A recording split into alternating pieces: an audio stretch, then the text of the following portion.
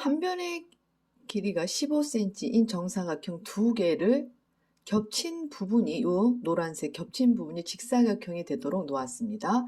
굵은 선의 길이 합, 굵은 선은 이 겉에 이 둘레의 합이 94일 때 겹쳐진 직사각형의 넓이가 될 수 있는 경우 중 넓이가 가장 큰 경우는 여러 가지가 보이죠. 경우의 수. 이거는 국어를 잘해야 돼요. 이 문해력, 이걸 읽고 이게 무슨 말인지를 알아야 되는 거지 선진도와는 상관없습니다. 자, 그러면 겹쳐진 직사각형의 넓이가 될 수 있는 경우. 왜냐하면 얘네들이 움직이게 되면은 이 직사각형의 넓이는 계속 변할 수 있거든요.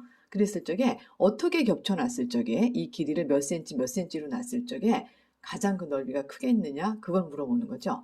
그럼 제일 먼저 우리는 이 노란 부분에 이 부분에 넓이를 구해야 되니까 이 직사각형의 넓이를 미지수로 놓을 줄 알아야 합니다. 이게 바로 선진도입니다. 미지수로 놓을 줄 아는 학생.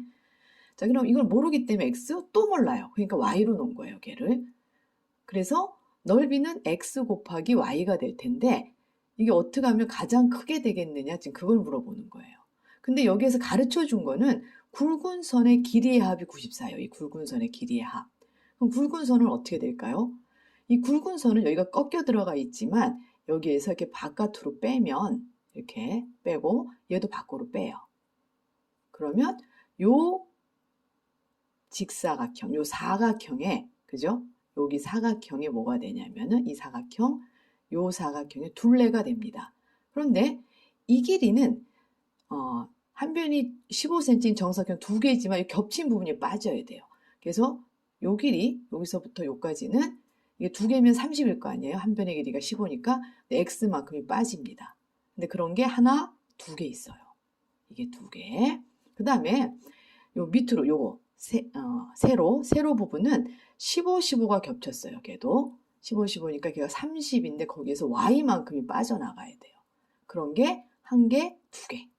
이렇게 돼 있는데 얘가 얼마냐면 94랍니다. 이 식을 정리하면 돼요. 그럼 여기에는 아까 지난번 그 미지수가 한 개인 거랑 다르게 미지수가 두 개예요. 2x, 2y. 그래서 여기가 60, 여기도 60, 120이죠. 120 빼기 2x 한 번에 씁니다. 이렇게 y는 y끼리 숫자끼리 빼기 2y 이런 식으로 계산을 해버릇 해야 돼요. 이게 94입니다. 그러면 이 항을 쓰게 되면 여기서 다 2로 나눠볼까요? 60 빼기 x 더하기 y로 묶고요. 얘가 얼마가 되냐면 2로 다 나눴습니다. 여기 다 나누기 2를 해버려요. 숫자가 크면 빨리빨리 줄여야 돼요. 소인수분해를 하든지 나눗셈을 하든지. 그래서 얘가 2, 4, 8, 2, 7에 14, 47이네요. 그래서 x 더하기 y는 얼마냐면 얼마가 되겠어요? 47이 되면 얼마가 돼야 되죠? 13이 되면 되죠? 60에서 13 빼면 47이잖아요. 그런데 이제 x를 정해봅니다. x가 1이 되면 얘는 12가 될 거고 얘가 2가 되면 11, 얘가 3이 되면 이 경우의 수 따지는 거예요. 3이 되면 10, 4가 되면 삐비비 9, 5가 되면 하나씩 커지고 하나씩 줄어들면 되는 거죠. 뭐. 그러니까 8, 6이 되면 7, 다시 7이 되면 6, 다시 이제 얼마가 되겠어요? 얘가 8이 되면 5. 이거랑 같아지죠?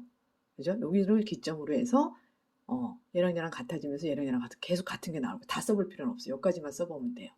그래서 얘가 넓이가 되게 되면 어떻게 돼요? 넓이 XY가 만약에 구하는 거예요. 그럼 여기 10이고 여기는 20이고 여기는 30이고 4, 9, 36, 5, 8, 40, 6, 7에 42. 자, 그래서 가장 단위가 몇 cm일 때 넓이가 가장 큰 경우는 몇 제곱센티미터입니까? 답은 42제곱센티미터입니다. 라고 쓰시면 되겠습니다. 여기서 한 가지 더. 이건 다 직사각형이에요. 직사각형인데 정사각형으로 6과 7은 거의 정사각형이겠죠.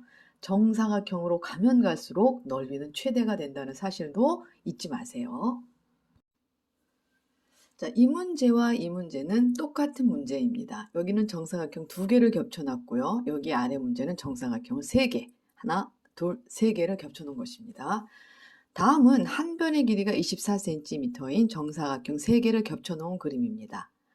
정사각형 세 개가 모두 겹쳐진 부분에 가로가 4cm, 세로가 12cm일 때 이 그림의 둘레는 몇 cm입니까? 그죠? 자, 일단 이 그림의 둘레는 여기 제가 표시를 해놨어요. 점선으로. 요 길이는 이 길이와 똑같을 거고요. 이것은 이것과 똑같습니다. 그 직사각형의 성질입니다. 요 길이는 요 길이와 똑같기 때문에 결론적으로 둘레의 길이는 이 직사각형의 둘레인 거죠. 여기서 보면 자, 요 길이는 이 길이와 똑같습니다. 그죠? 그 다음에 이 길이가 있고요. 이렇게 되고 이게 직사각형이기 때문에 요 길이는 이 길이와 똑같고 요 길이는 이 길이와 똑같습니다. 그래서 둘레는 이 직사각형의 둘레를 구하면 되는 것입니다. 그죠?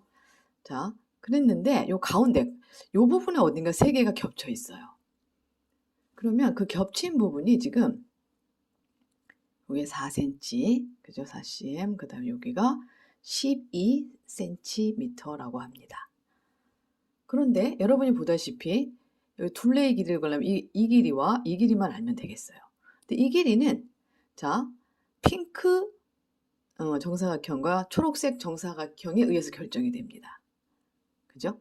요 길이는 얘는 아무리 여기서 왔다 갔다 해야 이 길이에 요 길이에 영향을 미칠 수 없습니다. 그런데 이 핑크 정사각형의 한 변의 길이가 24, 초록색 정사각형도 24.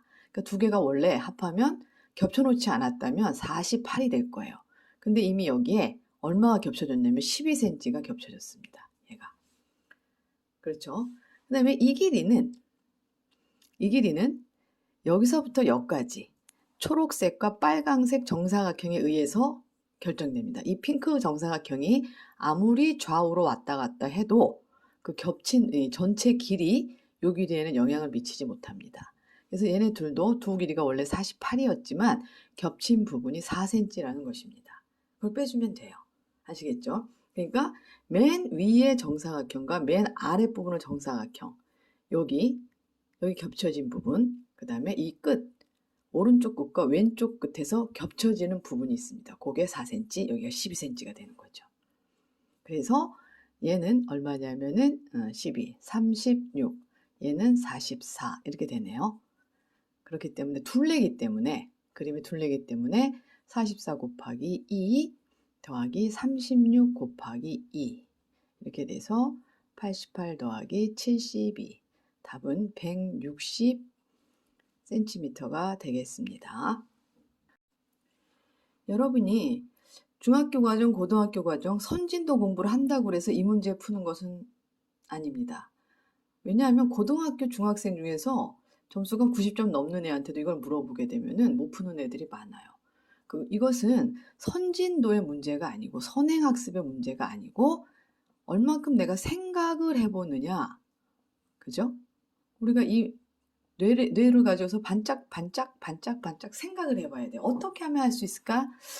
경우의 수는 뭐고, 뭐 이 문제를 읽으면서 계속 이게 무슨 뜻일까를 생각해 보시고 거기에 맞게 배운 내용을 가지고 답을 구해 나가면 되겠습니다. 그러한 훈련을 하는 것입니다.